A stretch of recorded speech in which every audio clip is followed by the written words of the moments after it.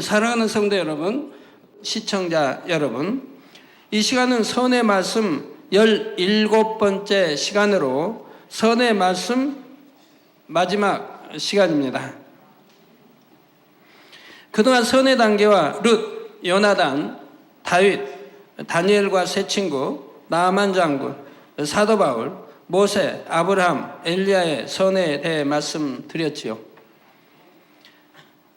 예를 들어 어떤 중증 병을 가졌다, 뭐 환자를 할지라도 나아만 같이 또 이런 선의 사람들 같이 그런 선을 가지면 응답받지 못할 분은 하나도 없는 겁니다.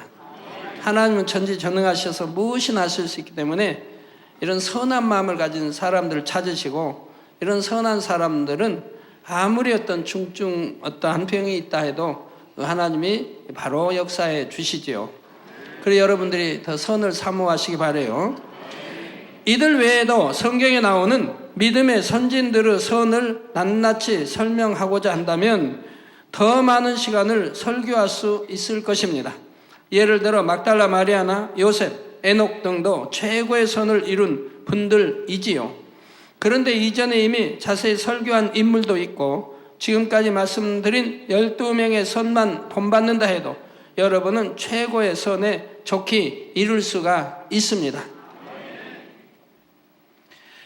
지난 16편의 말씀이 증거되는 동안 성도님들은 얼마나 더 온전한 선의 단계에 가까이 이르셨는지요. 아직 미흡한 분야가 있다면 다시 한번 말씀을 듣고 기도 제목 삼으며 마음에 온전히 양식 삼을 수 있기를 바랍니다.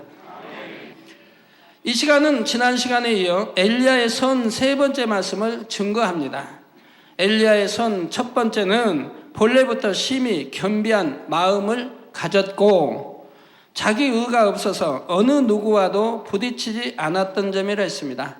그래서 누구하고 걸림이 되든가 또 부딪힘이 된다면 그것도 그럴 만한 이유가 있어서 됐겠지만, 된다면 아직 내 의가 있다는 것을 생각해야 됩니다. 내 의가 있다. 엘리야는 육으로 볼 때는 매우 유약한 성품이었으나 아버지 하나님께서 허락하신 연단을 통해 강하고 담대함을 갖추게 되었다 했습니다. 성도님들은 지난 몇 번째 말씀을 들으신 후 엘리야의 유약한 성품을 알 수 있는 기록이 성경 어디 나오는지 혹시 찾아보셨는지요? 바로 엘리야가 갈멜산에서 불의 응답을 받은 후 바알 선지자들을 모두 죽였다는 소식이 왕비 이세벨에게 들리자 이세벨은 엘리야를 죽이기로 작정을 했지요. 그러니까 이세벨이 얼마나 어리석은 왕비입니까? 비록 하나님을 믿지 않는 우상을 섬기는 그런 왕비라고 해도 이미 소식을 들었으면 엘리야가 누군 줄 알아야 할 거 아닙니까? 하늘에서 불이 자기들이 자기 수하에 있는 제사장들은 그 많은 850이 기도를 했어도 불을 못 끌어내는데 엘리야는 불을 끌어내렸다면 그 엘리야가 누구인가를 알아야 할 거 아닙니까? 감히 엘리야를 건드려서도 안 될 것이라 이 말이에요. 불순한 말을 해서도 안 될 것이고, 아 정말 불을 끌어내렸냐, 그런 분이 있냐, 그럼 그분의 신은가 있는가, 이렇게 말이 나와야 할 텐데 잡아 죽이겠다고 한다 이 말이에요. 얼마나 어리석은 왕비입니까? 여러분 중에도 그런 어리석은 분이 없기 바래요. 그건 자기 멸망인 거예요. 자기 사망인 거예요. 그건 얼마나 그것이 똑똑한 게 아니라 바보 천치하는 짓이에요. 전지전능하신 하나님의 그 능력을 보여드렸으면 오히려 그 안에 무릎을 꿇고 순복을 해야죠. 오히려 죽이겠다고 하니 얼마나 어리석냐 이 말이에요. 이에 엘리야는 열왕기상 19장 3절에서 4절에 보니 저가 이 형편을 보고 일어나 그 생명을 위하여 도망하여 유다에 속한 브엘세바에 이르러 자기의 사환을 그곳에 머물게 하고 스스로 광야로 들어가 하룻길쯤 행하고, 그러니까 그냥 깊숙이 광야로 들어갔나 봐요. 하룻길쯤 행하고 한 노뎀나무 아래 앉아서 죽기를 구하여 가로되, 광야에 뭐 헤매다 보면 나무 하나 없는 거 참 있지요. 그 이스라엘 그 광야는 참 우리가 애굽 쪽에서 쭉 올라오다 보면 그냥 참 광야 아닙니까? 그런 것도 있고, 또는 갈릴리와에서 그 주변으로 해서 서해안으로 빠진 데는 또 울창한 숲이 있고, 이렇게 참 이스라엘 나라는 조화를 이루고 있어요. 여러 조화를. 죽기를 구하여 가로되 여호와여 넉넉하오니 지금 내 생명을 취하옵소서. 나는 내 열조보다 낫지 못하니이다 하고 했습니다.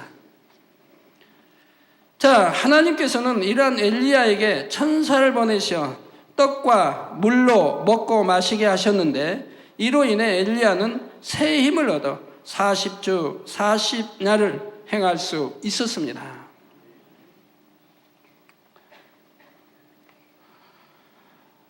여러분들이 그 엘리야에 보면 굉장히 강한 것 같았는데, 850원을 저축이 강한 것 같은데, 한 여인의 이협적인 말에 이렇게 도망을 가서 하나님 차라리 내 생명을 취하옵소서 하니 얼마나 유약한 면이 나오지 않습니까? 아마 사도 바울이라면 그런 유약한 면을 볼 수가 없지요. 사도 바울을 통해서는. 엘리야의 선, 두 번째는 행함과 진실함으로 하나님을 사랑한 점이라 했지요. 엘리야는 이 땅에 있을 때에도 하나님에 대한 온전한 사랑으로 두려움 없이 강하고 담대하게 자신의 사명을 감당해냈고, 승천한 이후에도 삼위 하나님에 대해 사모함이 더욱 승해졌다 했습니다. 자, 이 설명하기 전에 여러분들이 좀 의아해 하실 수도 있겠네요. 왜 엘리야가 그렇게 강하게 또 왕 앞에 나타나서 이렇게 했는데 한 여인의 그 협박에 이렇게 참 유약한 면을 보였는가라고 여러분 생각할 수도 있겠네요. 그렇지만 그 상황을 여러분들이 이해해야 됩니다. 엘리야는 오랫동안 왕을 피해 다녔습니다. 숨어 다녔다 이 말이에요. 왕은 자기를 이제 전국에 잡아 죽이도록 명을 했고, 자기는 숨어 지냈다 이 말이에요. 그러다 하나님 명에 의해서 왕 앞에 또 나타나서 얼마나 사실 긴장감 속에서 하루하루를 보냈겠습니까? 그러다 또 하나님 주관하시니 이제 이래 불에 이러한 내기를 해서 불을 끌어내려서 이제 그 우상 섬긴 제사장들 850인을 죽였다 이 말입니다. 그리고 얼마나 떳떳하겠습니까? 왕과 함께 왕이여 먼저 내려가서 지금 비가 오나이다 하고 또 그대로 됐고요. 그리고 또 왕 앞에 얼마나 힘차게 그 마차 앞에 달려갔습니까? 이렇게 다 했는데, 그리고 좀 이제는 마음 좀 놓을까? 이제 왕도 나를 두려워하겠지. 모든 백성이 이제는 하나님을 찾겠지. 이제 안도의 숨을 쉴 수 있는 그런 시간적 여유도 없이 이제는 그런 시간적 여유가 좀 있어야 되는데, 그리고 그동안 좀 진해졌던 많이 기가 빠졌던 키도 좀 보충하고 이런 시간적 여유도 주어져야 되는데, 그냥 이내 시간적 여유도 주어지기 전에 그런 죽이겠다고 하는 이런 권세자의 협박이 왔으니 그만 그러한 연상이 됐다 이 말입니다. 그런다고 무슨 엘리야가 생명이 뭐 아까 두려워서 그런 것은 아니라 이 말이에요. 그런 상황을 여러분들이 이해를 하셔야 합니다. 자, 그래서 승천한 이후에도 삼위 하나님에 대한 사모함이 더욱 승해졌다 했습니다. 그리고 성자 하나님의 사명에 대해 알게 되자 그 마음에 주를 사모함이 불붙는 듯하여 주를 위해서 내가 무엇이든 할 수 있나이다 라고 했고, 그 고백대로 이 땅에 다시 내려와 주의 길을 예비하는 사명을 맡게 된 것까지 지난 시간에 말씀을 드렸습니다. 결론적으로 엘리야는 이 땅에 다시 내려와 세례 요한으로서 주의 길을 예비하는 사명을 온전히 감당하고 마침내는 순교를 당했지요.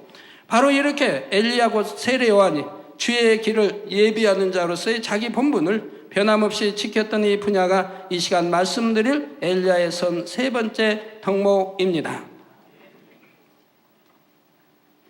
자, 이 세 번째 엘리야의 선은 주의 오심을 사모하며 기다리는 마지막 때 우리 믿는 사람들 모두에게 꼭 필요한 분야이지요. 그러므로 이 말씀이 정령 생명과 능력이 되시어 엘리야 선지자와 같이 아버지 앞에 존귀 여김받는 여러분 모두가 되시길 주님의 이름으로 축원합니다. 사랑하는 성도 여러분, 지난 시간에 산채로 들림받은 엘리야가 어떻게 다시 이 땅에 태어날 수 있는지에 대해 설명해 드렸습니다. 바로 새 생명이 잉태될 때 하나님께서 부어주시는 영 안에 엘리야의 마음이 담겨 왔는데, 이때 유구 부모의 귀에서도 영향을 받게 되므로 하나님께서는 당시 가장 선하다 할 수 있는 부부를 택했다 했지요.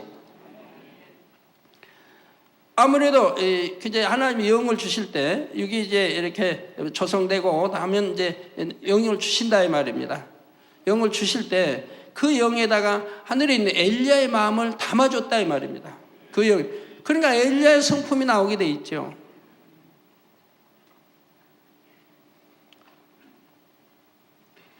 그러나 이제 부모로부터 이렇게 정자 낭자를 받아서 성장하기 때문에 부모의 또 기가 들어간다 이 말이에요. 그럼 악한 기가 들어가면 안 되지 않습니까? 본성 속에. 그러니까 가장 선한 아버지와 또 그런 선한 바로 남녀가 결합하여서 이 엘리야 세례요한이 태어나게 하셨다 이 말입니다.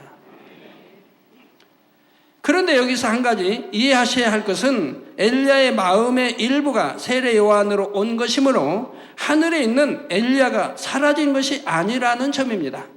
엘리야는 엘리야대로 하늘은 그대로 있다 이 말입니다. 세례요한이 순교하여 영원히 천국에 이르면 본래 엘리야의 영혼과 하나가 되는 것이고요. 여러분들 이제 영이라고 하는 것은 하나님 주님의 성령의 영은 뭐 수백 수천 수만으로도 갈라집니다. 갈라서 보내기도 하고. 그러나 사람의 영은 하나예요. 뭐 갈르거나 뭐 하는 게 아니에요. 한 영으로 하나 움직이셨어요. 근데 하나님이 이 엘리야 같은 경우는 사람의 마음도 둘로 나눌 수가 있어요. 여러분 마음 둘로 나눠 보실래요? 아니면 셋으로 나눌 수도, 뭐 능력이 있으면 셋으로 나눌 수도 있겠고요. 밥상 앞에서 채널 4번 우리 만민 이제 설교를 듣는다고 해봐요. 그럼 너는 거기 가서 그걸 듣고 그리고 밥 먹을 수 있어요, 없어요? 밥 얼마든지 먹을 수 있죠. 밥 얼마든지 먹으면서 그걸 주시해 볼 수가 있습니다. 마음을 둘로 나눌 수가 있다 이 말입니다. 또 생각을 둘로 나눌 수도 있다 이 말입니다. 능력이 있으면 셋으로도 나눌 수가 있고요. 근데 사람 능력이 부족해서 둘 정도만 나눌 수가 있지 셋 정도 나누기는 어렵죠. 둘 정도로 잘 못 나누는 그런 사람도 있고요. 쉽지 않은. 마음도 이렇게 분리할 수가 있다는 얘기죠. 그래서 마음을 분리해서 이렇게 넣었다 이 말입니다. 좀 이해가 좀 되세요? 네.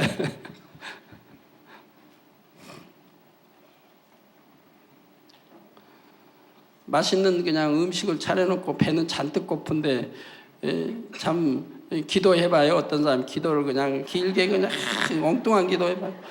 그러면 한 기도는 기도 소리 듣지만 마음은 아이고 빨리 이제 끝나고 저 맛있는 거 지금 배고픈데 먹어야 되는데 이렇게 나눠질 수 있잖아요. 그죠?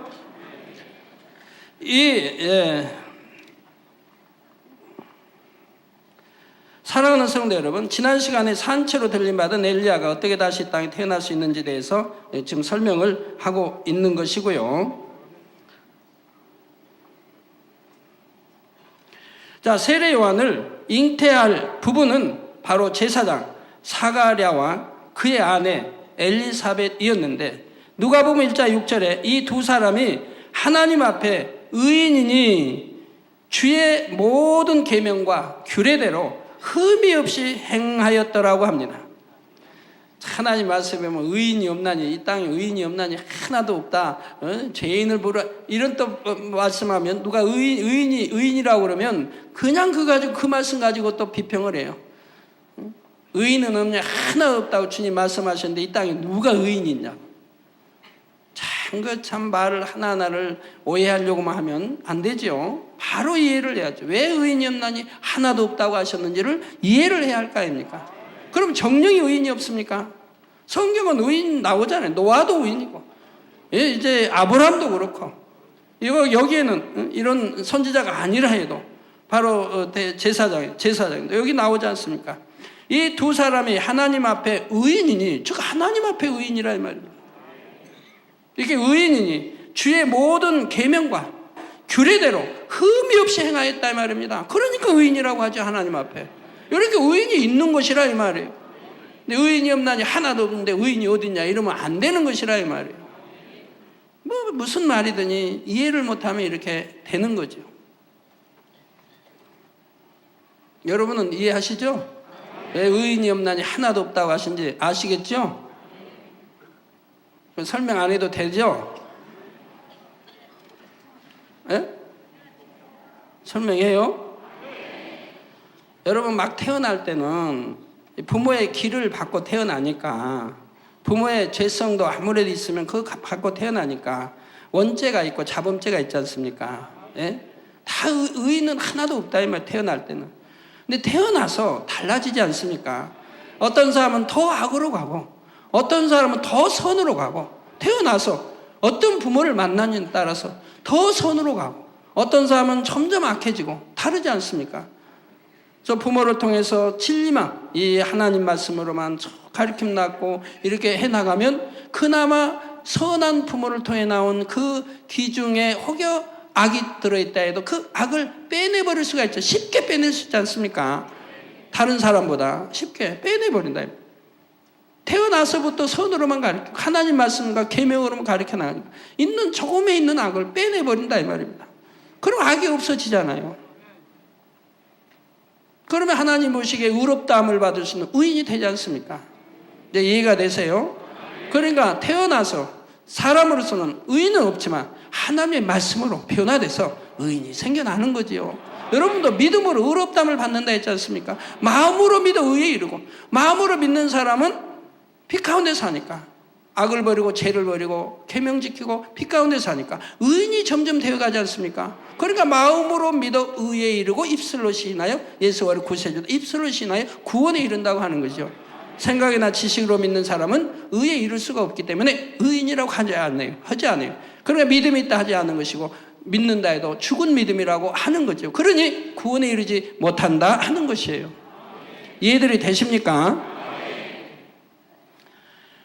그래서 주의 모든 계명과 규례대로 흠이 없이 행하더라. 그런데 엘리사벳이 수태를 못함으로 아이가 없었고 두 사람은 이미 나이가 많은 상태였지요.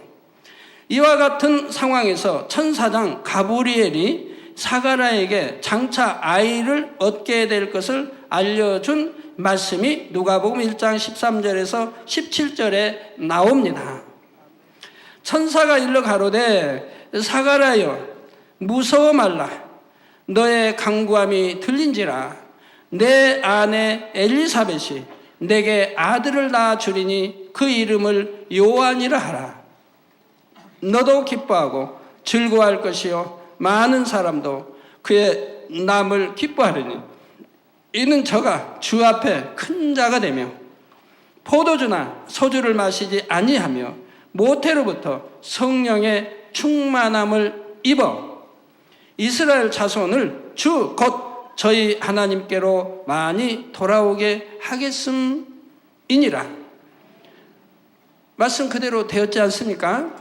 또 저가 또 엘리야의 심령과 능력으로, 저가 구약에 있는 바로 엘리야의 심령과 능력으로 주 앞에 앞서가서, 우리 예수님보다 먼저 태어난다 이 말입니다. 6개월 먼저 태어나죠. 앞서가서 아비의 마음을 자식에게 거스리는 자를 의인의 슬기에 돌아오게 하고 주를 위하여 세운 백성을 예비하리라 했던 것이지요.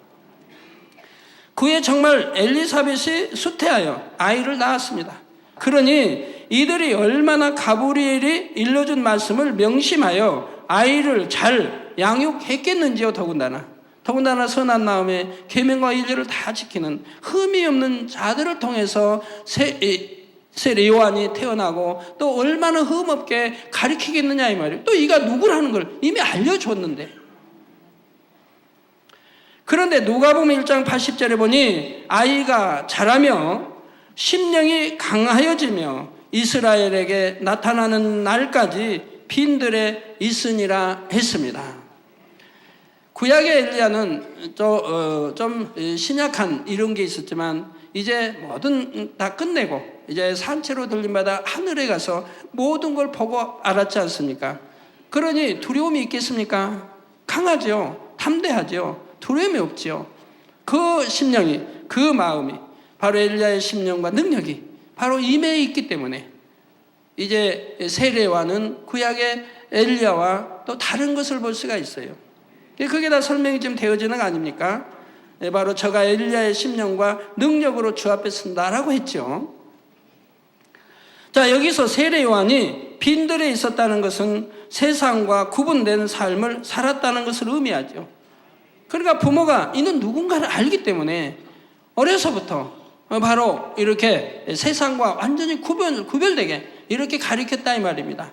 그리고 그렇게 행하게 했다 이 말, 세상물이 들지 않게 했다 이 말입니다. 우리 주님도 마찬가지입니다. 우리 주님도 태어나셔서 그 어미가 동정녀 마리아가 이가 누군가 안다 이 말입니다. 이 내가 낳은 이 아들 예수가 누구인 것을 이미 안다 이 말입니다. 또한 천사를 통해 들었고 또 예언하는 이 세례 요한의 의미를 통해서 또 들었다 이 말입니다. 그래서 그걸 명심했다 이 말입니다. 그리고 그렇게 하나님의 역사를 여러 차례 경험했다 이 말입니다. 태어나서 마국간에 있을 때 동방바 세사하며 경배드는 거 봤지 않습니까? 또 목동들에 와서 천사가 일러줬다고 하는 거 봤지 않습니까? 그러니 예수가 누구인 걸 너무 잘 안다 이 말.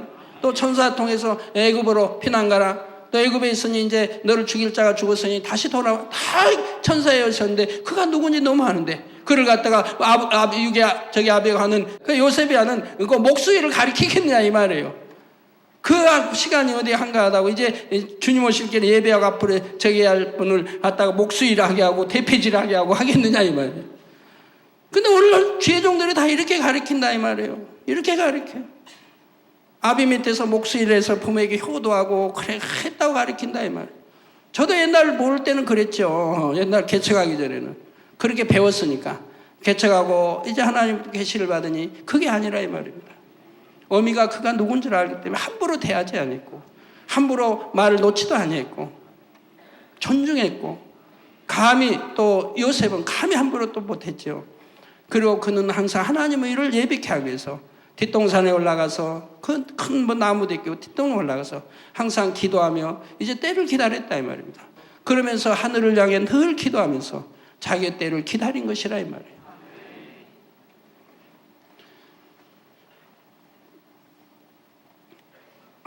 그래서 빈들에 있었다는 것은 세상과 구분된 삶을 살았다는 것을 의미하고요. 세례 요한은 세상과 구분된 삶을 살면서 늘 하나님과 영적인 교통을 이루었고 세상에 드러날 때를 정확하게 주관받게 됩니다. 그러면 세례 요한은 자신이 엘리야인 줄을 알았을까요?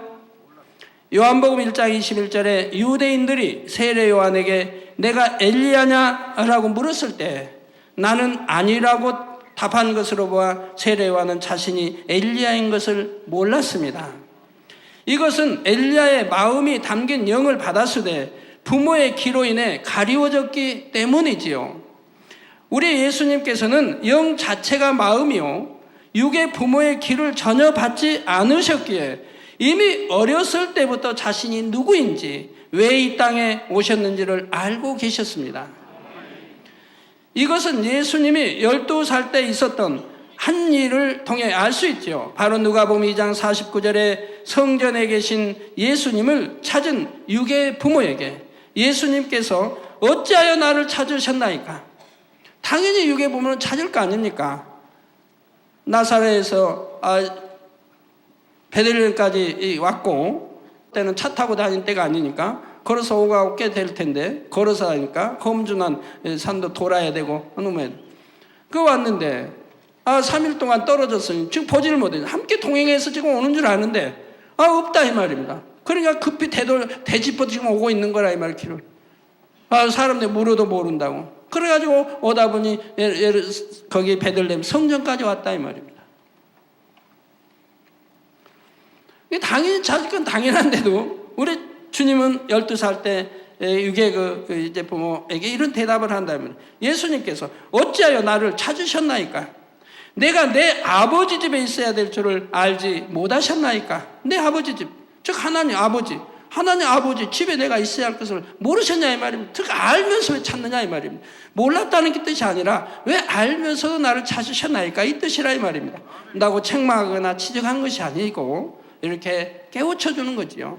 그래서 내가 내 아버지 집에 있어야 될 줄을 알지 못하셨나이까? 즉 아시면서 왜 찾으셨나이까? 라고 좀 묻는 거죠.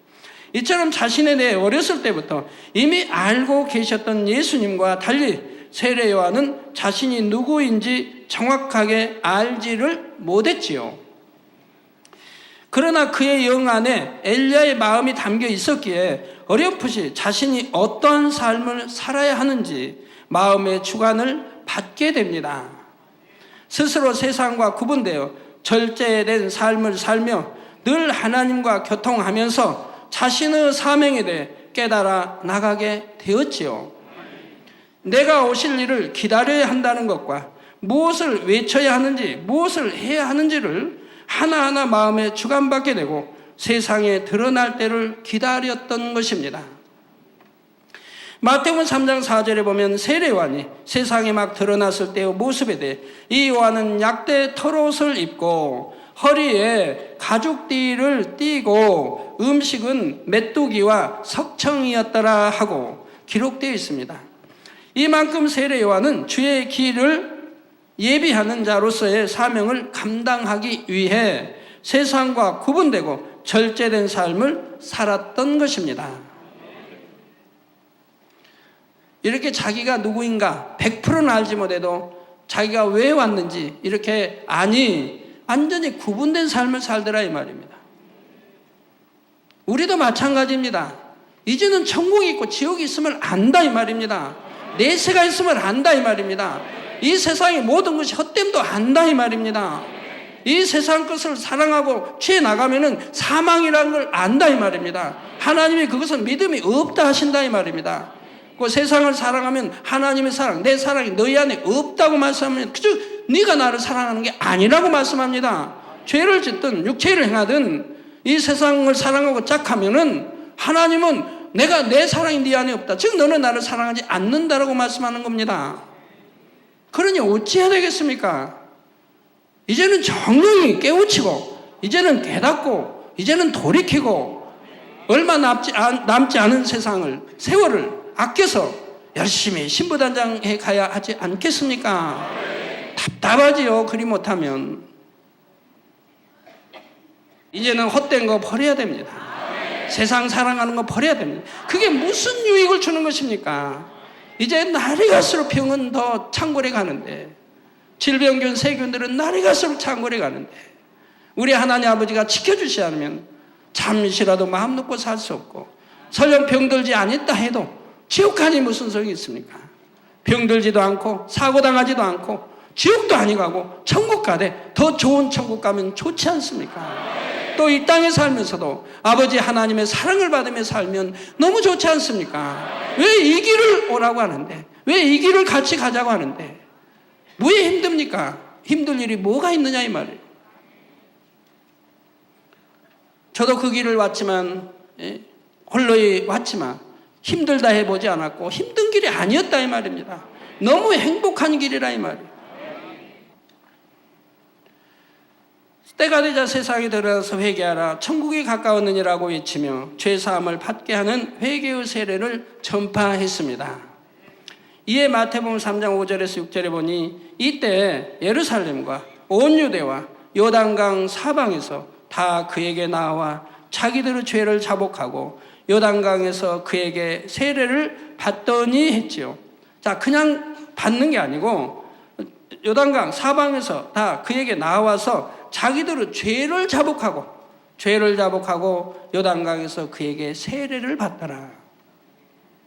말라기 이후 이스라엘의 하나님의 계시가 끊긴 지 약 400여 년 만에 나타난 세례 요한의 외침에 목마른 사슴이 시냇물을 찾듯이 많은 사람들이 세례 요한에게 나왔던 것입니다.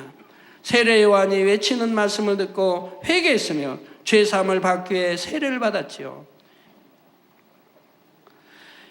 자, 이러한 가운데 누가복음 3장 15절에 보니 백성들이 바라고 기다림으로 모든 사람들이 요한을 혹 그리스도신가 심중에 의논했다고 했습니다. 그런데 이어지는 누가복음 3장 16절에 요한이 모든 사람에게 대답하여 가로되 나는 물로 너에게 세례를 주거니와 나보다 능력이 많으신 이가 오시나니 나는 그 신들매를 풀기도 감당치 못하겠노라. 그는 성령과 불로 너희에게 세례를 주실 것이요 라고 답했지요. 세례 요한은 자신의 본분 곧 자신은 주의 길을 예비하는 자라는 것을 분명히 알았고 그 이상을 넘어서지 않고 잘 지켰던 것입니다. 그리고 항상 나보다 능력이 많으신 이가 내 뒤에 오신다고 전파하니 사람들의 마음은 얼마나 장차 오실 분에 대한 사모함이 더해졌겠는지요. 사람들에게는 세례 요한도 큰 하나님의 선지자인데 그러한 세례 요한이 나는 그 신들매를 풀기도 감당치 못하겠노라고 하니 과연 그분은 어떤 분일까 하고 심히 기대하게 되는 것이지요. 신들매란 신발을 묶는 끈인데 세례 요한이 그것을 풀기도 감당치 못하겠노라고 자신을 철저히 낮추며 증거하는 그분은 얼마나 높으신 분일까를 생각하도록 하는 것입니다. 자, 이처럼 세례 요한이 주의 길을 잘 예비하고 하나님의 정하신 때가 되자 예수님께서 사역을 시작하시게 되었습니다. 그러자 세례 요한을 따르던 많은 사람들이 이제는 예수님께로 향하게 되었지요. 이에 대해 요한복음 3장 26절에 보니 저 요한의 제자들이 요한에게 와서 가로되 랍비여 선생님과 함께 요단강 저편에 있던 자 곧 선생님이 증거하시던 자가 세례를 주매 사람이 다 그에게로 가더이다 라고 고했습니다. 지금 좋은 뜻에서 고하는 게 아니에요. 제자들은 이 말을 들은 요한의 마음이 어떠했을까요? 이제 내 시대는 끝났구나. 참 서글프다. 그 많은 백성들이 자기를 그냥 선지자처럼 큰 선지자 여기고 자기를 붙잡고 막 통에 잡아가고 그렇게 세례를 받고 있는데 이제 예수님이 내가 증거한 예수님이 오시니 사람들이 다 그를 쏠려가니 나는 내 시대는 이제 끝났구나. 나이도 얼마 안 됐는데 30밖에 안 됐는데 벌써 내 시대가 끝나버렸는가.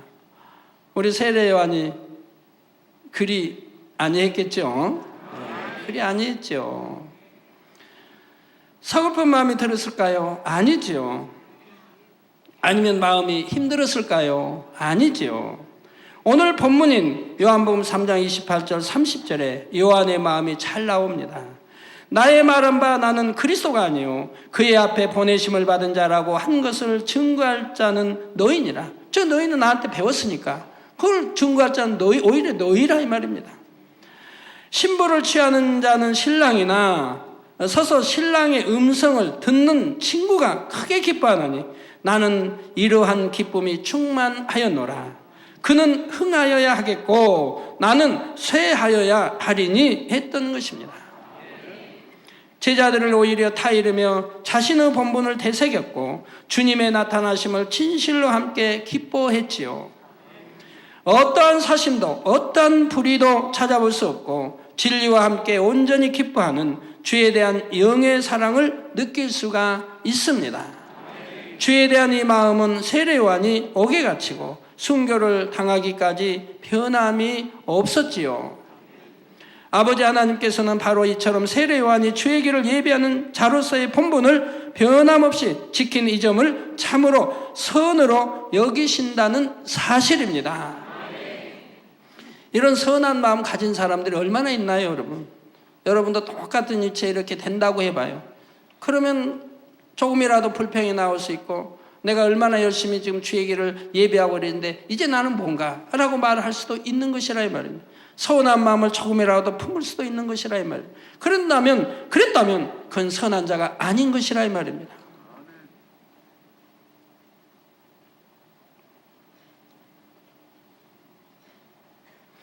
사랑하는 성도 여러분, 주님께서 다시 오실 날이 심히도 가까운 이 마지막 때에 사는 모든 믿는 사람들에게도 주의 길을 예비하는 사명이 있습니다.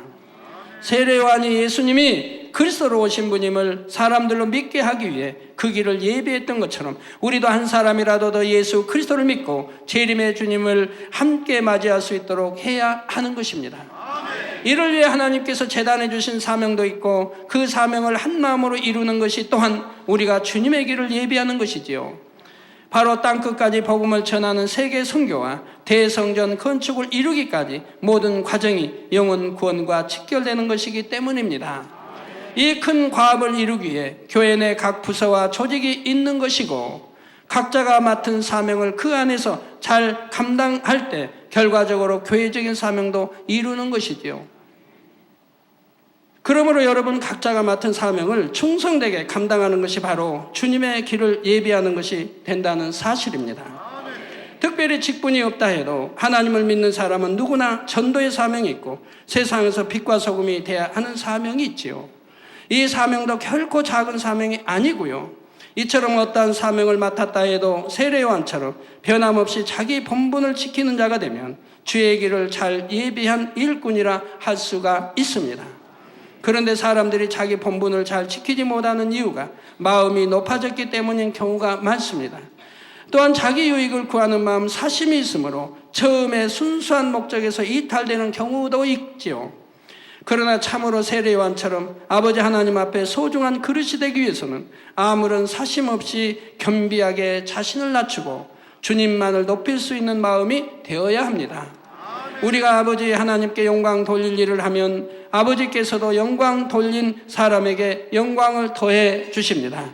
그러나 자신이 영광을 누리고자 하는 것이 목적이 되어서는 안 되지요. 물론 이것은 천국에서 얻을 상도 바라보지 말라는 의미는 아닙니다.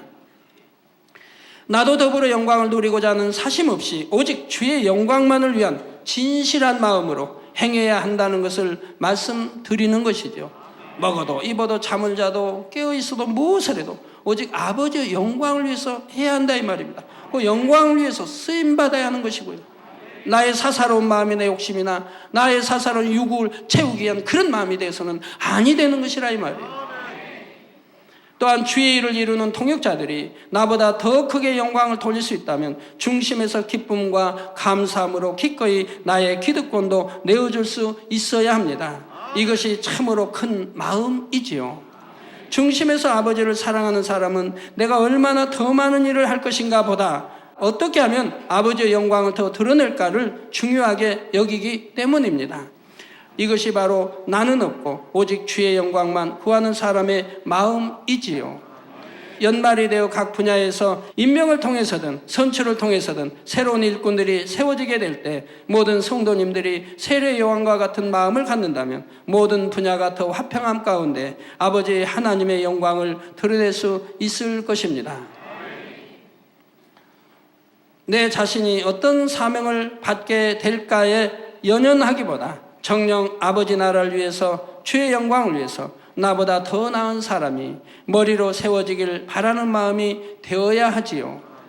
이것은 주의 일에 대한 열심이 없거나 식어져서 뒤로 물러나는 것과는 차원이 다른 것입니다. 설령 내가 보기에 나보다 못한 사람이 머리로 세워졌다 해도 어떻게 마음 쓰는 것이 선일까요? 머리된 사람이 충만한 가운데 잘할 수 있도록 자신을 드러내지 않고 진심으로 도울 수 있는 그런 마음이 선이지요. 그리고 세상에도 질서가 다 있는데, 가정에도 질서가 있는데, 직장에도, 회사에, 나라에도 모두 질서가 있지 않습니까? 당에도 질서가 있고요. 학교에도 질서가 있고, 어디나 질서는 있습니다. 학교장이, 만만하니까 교감이 아니면 선생님들이 야쁜가요? 아니지요.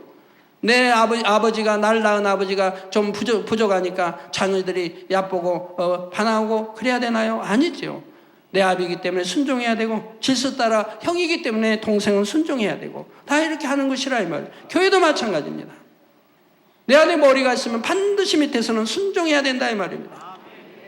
불순종이 나오면 안 되는 것이라. 그러면 어떻게 교회가 이루어지고 가정이 이루어지고 회사가 이루어지고 나라가 설 수가 있는 것입니까? 순종이 되지 않는다면 큰 교만한 것이고 질서를 깨는 자이고 화평을 깨는 자이고 하나님의 말씀에 심히 하나님을 노엽게 하는 자들인 것이라 이 말입니다. 정녕 마음이 선하고 장성한 아비의 믿음을 가진 사람들은 아직 믿음이나 능력이나 경험이 부족한 사람이 자신보다 더 드러나게 일을 한다 해도 그것으로 인해 마음이 불편하지 않습니다. 자신보다 더 사랑받는다 해도 시기하지 않지요. 아비와 같은 마음이니 그가 사랑받으면 함께 기뻐하고 즐거워하는 것입니다. 손수건 집회를 가는 종들에 대한 저의 마음이 바로 또 이와 같습니다. 물론 제가 그들을 보내놓고 노심초사하며 마음에서 염려하는 것은 아닙니다. 다만 악을 행하는 자는 빛을 미워하기 때문에 하나님의 권능이 나타날 것을 싫어하여 원수마귀 사단이 방해할 수도 있고 육적으로 어려운 일들이 있을 수도 있음을 알게 믿음으로 잘 승리하기를 기도하는 것이지요. 또한 그러한 종들이 손수건을 통해 크게 아버지께 영광을 돌리고 사랑을 받으면 중심에서 기뻐하고 감사했습니다. 한 번도 내가 기도해 준 손수건을 가지고 자기들이 사랑받는구나 생각하지 않았습니다. 오히려 그처럼 행할 수 있는 종들이 있음에 감사하고 더 많은 종들이 그렇게 되어지기를 바라는 마음이지요. 또한 오늘날 이 제단을 통해 성경에 기록된 희한한 능이 나타나게 해주신 아버지 하나님께 오직 감사하고 영광을 돌렸지 저 자신이 영광 받고자 하는 마음은 초도 없습니다. 오직 아버지 앞에 영광 돌리기 위한 마음이라 이 말입니다. 자, 요한복음 14장 12절에 보면 우리 예수님께서 내가 진실로 진실로 너에게 이르노니 나를 믿는 자는 나의 하는 일을 저도 할 것이요 또한 이보다 큰 것도 하리니 이는 내가 아버지께로 가미니라 말씀하셨지요. 이 말씀처럼 주님을 믿고 달려온 오늘날까지 아버지 하나님께서는 크고 놀라운 권능의 역사, 창조의 최상의 권능의 역사까지 이르게 하셨지만 저는 그것이 저의 것이라 여기지 않았습니다. 7년의 병고로 죽을 날만 기다리던 저를 아버지 하나님께서 만나주시지 않았다면, 사랑하는 주 예수님의 보혈로 저희 죄를 씻어주시지 않았다면 오늘날에 저는 있을 수 없음을 너무도 잘 알기 때문입니다. 지금은 죽어서, 이미 죽은 지 오래됐겠죠. 죽어서 지옥에서 불구덩이에 고통받고 있지 않겠습니까? 그래도 저는 선하게 살았으니까 지옥에도 4단계 지옥은 안 떨어졌을 거고 1단계 지옥에 떨어졌겠는데 1단계 지옥이란들 하루들 견딜만 하겠습니까? 그 고통을 세세토록 받아야 된다 이 말입니다. 그런데 우리 하나님이 만나주시고 우리 주님이 찾아오시고 성령을 주셔서 이렇게 천국을 알고 지옥까지 천국 가는 것마도 너무너무 감사한데 어떻게 아버지 더군다나 권능 주셔서 일하는 일을 내가 받고자 하겠습니까? 어찌하든 믿음을 심어주기 위해서 간증도 해드리는 것이고 어찌하든 생명을 얻기 위해서 해주는 것이고 어찌하든 하나님과 천국을 알고 성경의 참임을 알게 해줘서 늘 간증해드리는 것이고 한 간증 또 하고 다른 간증 또 해서 어찌하든 믿음을 그렇게 심어줘도 의심하고 믿지 못하는 사람이 그렇게 있는데 어찌 그걸 하지 말란 말입니까? 믿음을 심어줘야 여러분 믿음이 자라고 여러분들 믿음으로 치료받고 믿음으로 또 응답받는 거 아니겠습니까? 그리고 이건 모든 거 하나님을 나타내는 것이요. 하나님이 살아계시고 예수가 구세주이고 성경이 참이고 천국과 지옥이 있고 니스가 있음을 알리기 위해서 하는 거지 어찌 제가 영광받기 위해서 하겠습니까? 제가 영광받게 한다면 왜 이렇게 있겠느냐면 그냥 한번 수많은 모여서 집회하고 알리고 우리 성도들 그냥 만나서 식사나 하고 늘 신방 가면 못해도 몇십 명, 몇백 명씩 몰리는데 애 가서 하지요. 대접받고 다니지요. 그러므로 아무리 큰 영광을 나타냈다 할지라도 그것은 저의 것이 아니요 오직 주의 것이며 아버지의 것이라고 중심에서 고백하게 되지요. 이러한 중심의 진실함을 아버지께서 기뻐하사 앞으로 남은 날 동안에도 더욱 놀랍고 큰 권능의 역사를 나타내심으로 이 제단해 주신 모든 사명들을 급속하게 이루어 주실 줄을 믿습니다. 결론을 말씀드립니다. 사랑하는 성도 여러분, 마태복음 11장 11절에 예수님께서 말씀하시기를 여자가 낳은 자 중에 세례 요한보다 큰 이가 일어남이 없도다. 그러나 천국에서는 극히 작은 자라도 저보다 크니라 하셨습니다. 여기서 먼저 후반절 말씀의 의미는 영과 육의 차이를 말씀하시는 것으로 육을 입고 이 땅에 내려온 이상은 천국의 존재와는 비교가 안 됨을 뜻하지요. 그런데 전반절에 여자가 낳은 자 중에 즉 피조물 중에서 세례 요한보다 큰 이가 일어남이 없도다. 즉 세례 요한이 가장 큰 자라고 예수님께서 말씀하신 이유를 이제 성도님들은 알게 되셨을 것입니다. 이 땅은 큰 자지만 또 천국에서도 그는 큰 자가 될 수 있도록 이 땅에서 다 구약신약을 통해 역사했다 이 말입니다. 구약시대에는 엘리야로서 하나님 앞에 온전하여 산채로 들림 받았다가 다시 세례 요한으로서 이 땅에 내려와 주의 길을 예배하는 사명을 온전히 감당하고 순교로서 그 생을 마감했으니 그의 상급이 얼마나 크겠는지요. 한 영혼이 구약과 신약에 걸쳐 2번이나 충성되게 그 사명을 감당했고 온 영을 이루었으니 말입니다. 엘리야가 이처럼 하나님께 택함받은 이유를 지금까지 3시간에 걸쳐 설명해 드렸습니다. 그 중심의 지극한 성 가운데 자기를 온전히 비우고 모든 사람과 화평했으며 하나님을 향한 사랑을 행함과 진실함으로 나타냈고 또한 자신의 본분을 변함없이 지켰다 했지요. 사랑하는 성도님들이 청령 주님 오심을 사모하며 기다린다면 주님 다시 오실 때까지 매일매일의 삶 속에서 지금까지 증거한 선의 말씀들을 하나하나 지켜 행해 보시기 바랍니다. 그래서 세례 요한처럼 주님의 길을 온전히 예배하고 영광스럽게 주님을 맞으며 주님의 품에 기쁨으로 안길 수 있게 되시길 우리 주 예수 그리스도의 이름으로 축원합니다. 말씀 상고하시면서 통성으로 다 같이 기도하시겠습니다. 할렐루야. 아버지 하나님, 아버지 오늘도 주신 말씀이 믿음이 되고 생명이 되게 도와주옵소서. 세례 요한은 참으로 구약이나 신약을 통해서 아버지 구약의 엘리야와 신약의 세례 요한을 통해서 아버지 어떠한 선을 베풀었는지를 말씀을 증거했습니다. 참으로 악의 모양도 없는 선한 자에게 이렇게 아버지 역사를 베풀고 사심없이 또 우리 주님을 나타냈던 것을 볼 수가 있고 주님은 흥하여야 하겠고 나는 쇠하여야 하리라는 것을 제자들에게 가리키는 것을 볼 수가 있습니다. 아버지 하나님이 우리도 이런 아버지 엘리야와 같은 또한 세례 요한과 같은 이런 선한 마음이 되게 도와주시기를 원합니다. 정령이 사심없이 깨끗한 마음으로 아버지 앞에 충성하는 아들, 딸, 주의 종 일꾼들이 되게 축복해 주시기를 원합니다. 주여 감사합니다. 우리 주 예수 그리스도의 이름으로 기도하옵나이다. 아멘.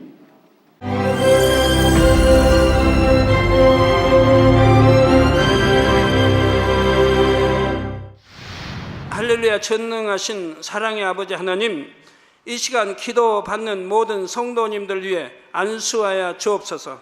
GCN 방송 시청자들이 인터넷과 화상을 통해 기도받는 지교회와 지성전 그리고 전세계 하나님의 자녀들 위에도 시공간을 초월하여 역사하여 주시기를 원합니다. 믿어지는 믿음을 주시고 부정적인 생각과 의심의 세력을 물리쳐 주옵시며 모든 시험 환난도 물리쳐 주옵소서. 머리부터 발끝까지 오장육부 뼈 마디마디 온몸의 신경 조직 세포 등 아픈 곳마다 성령의 불로 태우시고 근본의 빛으로 역사하여 주옵소서. 예수 그리스도의 이름으로 명하노니 원수마귀 사단 모든 질병 균 연약함아 물러가라. 빛이여 임하라. 모든 불치 난치병도 성령의 불로 태워 깨끗하게 역사하여 주옵소서. 말라리아를 비롯한 모든 풍토병도 물리쳐 주옵소서. 감기, 기침, 열, 몸살, 독감 등 각종 유행성 질병도 다 물러가라. 어떠한 유행성 질병 균도 틈타지 않게 지켜 주옵소서. 위암, 폐암, 간암, 유방암, 자궁암, 대장암, 피부암 등 각종 암과 에이즈, 백혈병, 뇌졸중, 고혈압, 저혈압, 심장병, 폐병, 위장병, 당뇨, 부인병, 피부병, 갑상선 질환과 모든 염증도 깨끗게 하여 주옵소서. 소아마비, 중풍, 관절염, 디스크도 온전케 하여 주옵소서. 요통, 두통, 신경통을 비롯한 모든 통증은 사라질지어다. 간질, 자폐증, 우울증, 조울증, 노이로제 등 모든 정신질환도 물러가라. 모든 마비된 것도 풀어지고 일어나 걷고 뛸지어다. 눈도 잘 보이게 하옵시고 귀도 잘 들리게 하여 주옵소서. 소경은 눈을 뜨고 기머거리는 들으며 벙어리는 말할지어다. 각종 사고 후유증도 깨끗게 하시고 부러진 뼈도 붙여 주옵소서. 화상 입은 것도 온전케 하옵소서. 화기야 물러가라. 열도 물러가라. 아버지 흉터도 나지 않게 역사해 주시기를 원합니다. 마약을 비롯하여 각종 약물과 독극물 중독도 깨끗함을 입을지어다. 죽은 신경과 세포가 살아나며 죽은 자도 살아나게 하여 주옵소서. 잉태의 축복도 주시기를 원합니다. 잉태 축복을 받으라. 예수 그리스도의 이름으로 명하느니 원수마귀 사단아, 하늘 공중 곳에 잡은 악의 영들아 물러가라. 그의 사자들도 물러갈지니라. 이 땅의 악한 영, 더러운 영, 거짓되고 간사한 영, 이간질하고 미혹하는 모든 어둠들은 물러가라. 모든 흉악의 결박을 풀고 어둠아 물러가라. 빛이여 임하라. 아버지 하나님, 부르짖어 기도할 수 있는 능력을 주시고 죄를 버리고 성결될 수 있는 능력을 주옵소서. 영혼이 잘됨같이 범사에 잘되게 하시고 가정의 복음화도 이루어 주시기를 원합니다. 한 주간도 모든 사고와 재앙으로부터 지켜주시고 불통이 없는 형통한 삶을 살 수 있도록 축복해 주옵소서. 성령의 불담으로 천군 천사와 주님의 불꽃 같은 눈동자로 모든 하나님의 자녀들과 가정, 일터, 사업터를 지켜주시기를 원합니다. 학생들에게 지와 명철을 더하시고 공부도 할 수 있는 뜨거운 마음과 열정도 더하여 주옵소서. 마음과 생각을 세상에 빼앗기지 않도록 지키시고 하나님을 뜨겁게 사랑하는 학생들로 축복하여 주옵소서. 하나님의 자녀들이 먹으나 마시나 입으나 무엇을 하든지 하나님 앞에 영광 돌리는 삶이 되게 축복하여 주시기를 원합니다. 나는 하나님을 만났노라, 체험했노라, 응답 받았노라, 축복 받았노라, 간증하는 입술이 되게 역사하여 주옵소서. 아버지 하나님 감사합니다. 홀로 영광 받으옵소서. 우리 주 예수 그리스도의 이름으로 기도하옵나이다. 아멘.